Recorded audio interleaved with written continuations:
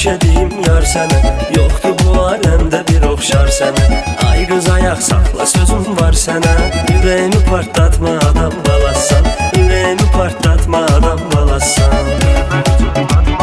Gör məni cırmatma adam balasan, gəl məni cırmatma adam balasan. Ürəyimi partlatma adam balasan, ürəyimi partlatma adam balasan. Korkmuyorum artık inan eskisi kadar. Kabullendim ayrılığı zor olsa da yar. Vuracaksa kader bana seninle vursun. Aşkın vurduğu yerde çiçekler açar. Aşkın vurduğu yerde çiçekler açar. Səlahın gedib köhnə illərə, Leyli Məcnuna yox deyib min kərə. O bədbaxta gedib düşüb çöllərə. Məni ona oxşatma adam balasan, məni ona oxşatma adam balasan.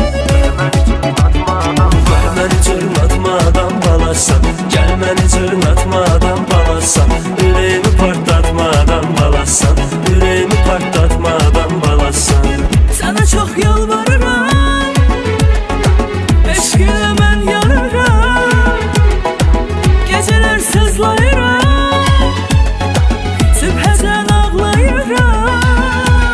Layla layla layla lay lay. Gel gülüm suyarım, gel vefalı yarım. Gel gel gülüm suyarım, gel vefalı yarım. Dedin gələcəyəm, dünən gəlmədin. Görüşə çağırdım səni, mən gəlmədim. Oturub gözlədim, amma sən gəlmədin. Söhbəti fırlatma adam balasan, söhbəti fırlatma adam balasan. Gəl məni cırmatma adam balasan, gəl məni cırmatma adam balasan.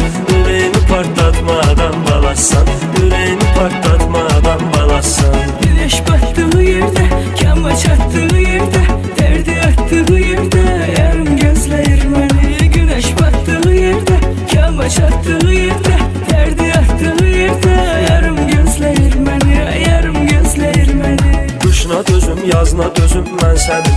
Dehası obrazına dözüm mən sənin. Ay nə qədər nazına dözüm mən sənin. Çox da özünü dartma adam balasan.